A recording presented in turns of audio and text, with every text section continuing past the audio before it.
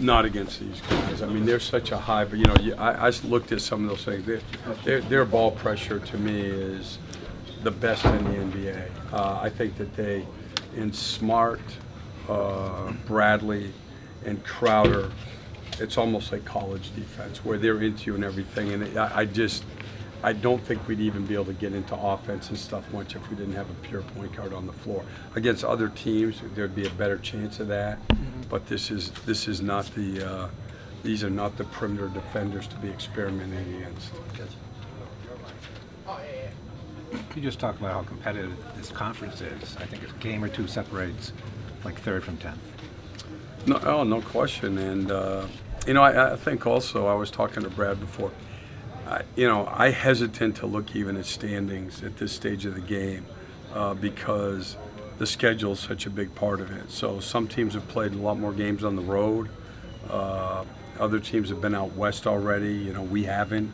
So I think until you play 40, 45 games, obviously you don't want to lose contact with everybody, but you just have to worry about your team and building a team game that's balanced where you can play well every night. How difficult has it been to scout the Celtics team when they haven't been whole and kind of guys have been in and out? You don't really know who's going to be playing on a daily basis. No, it is difficult. I mean, the one thing that has happened, we played twice in preseason, so that we spent time obviously then, so that helps a little bit, and then playing them earlier when he played and they had their whole team, so we have somewhat of an idea. Isaiah Thomas expected to be back tonight. What have you kind of seen from him and his ability to create opportunities for himself? Well, you can't guard him with one guy, and so I think particularly if you look at their last two games on the road here, Oklahoma City, San Antonio, I felt like they played well. They created good shots, but it just goes to show how hard it is to win, particularly on the road when you don't have your go-to guy. He's the guy that they have that's always going to draw help, and then he has the ability to make the right play. So you get down to the last 3.5, 4 minutes of the game where you need that guy, and offense is a lot tougher to come by without him. Is that the case you're going to be in tonight? Possible. Yeah, no, I mean, it'll be a lot harder. I mean, Kemba's one of the guys that we play with late. But again, I think for one game, 2 games, you can withstand it. If you're going to play without your best player, I don't care which team you are, for 3 weeks or so, it's going to wear on your team, But that's why these guys are good. They're all, they're pro players. We're lucky we have 2 good guys that will fill in tonight, and I think they'll play well. Coach, how much did you reconfigure the team after Al moved on? And when you went into the season, how much did you? Well, I mean, we lost a lot. I mean, we lost Al, we lost Courtney Lee, we lost Jeremy Lin, we lost Troy Daniels, so we lost, we lost 3 of our top 8, and then we've also had, I think this is really the first week, actually, we've had our whole team. We haven't had I think our top 9 guys together have played 4 games so far all year, so we've been similar. We haven't been whole. I think that's hurt our continuity. I'm hoping that's one of the problems with our defense, and if we can keep everybody healthy here, we'll get a better idea where we're at and what we have to work on to get better. You still expect Kemba back next game? He'll be there tomorrow, yeah. Steve, you're finally going to get a little bit of a break with the schedule after the trip.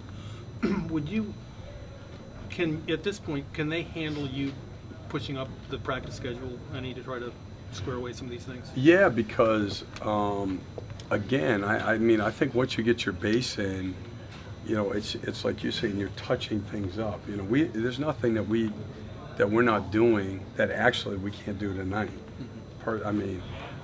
This league with this caliber of player, guys can do it with the right mentality. Our problem is starting with the mental side of things. There's nothing that we didn't do in Washington that we haven't done. We're 8th in defense. 8th. We're a top 10 defensive team coming off points per possession. Cleveland 1.20. Indiana 1.13. Washington 1.12. We're still 8th. It's not that we're not capable, that we have to learn it. We have to do it.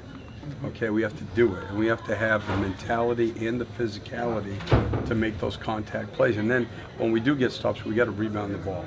But again, the thing that I look at is So rebounding was a big issue the other day. We're second in the NBA in defensive rebounding. Okay, it's not that we can't do it, we're choosing not to do it, or we're choosing not to do the things that don't come naturally to us, okay, and they know that.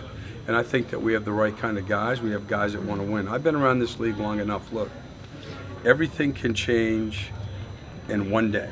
In one day. It's all about how you walk into the arena, how you spend your day. Are you thinking about the right things? And if you do, you'll play better. That's it. You know, these aren't 18, 19, not the guys we're playing.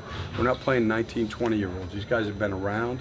Most of them, well, basically, we're starting the same 5 guys, Mike for Courtney, that were terrific defensively last year. There's no reason we shouldn't be doing it. So we don't need a bunch of reps. It wouldn't hurt.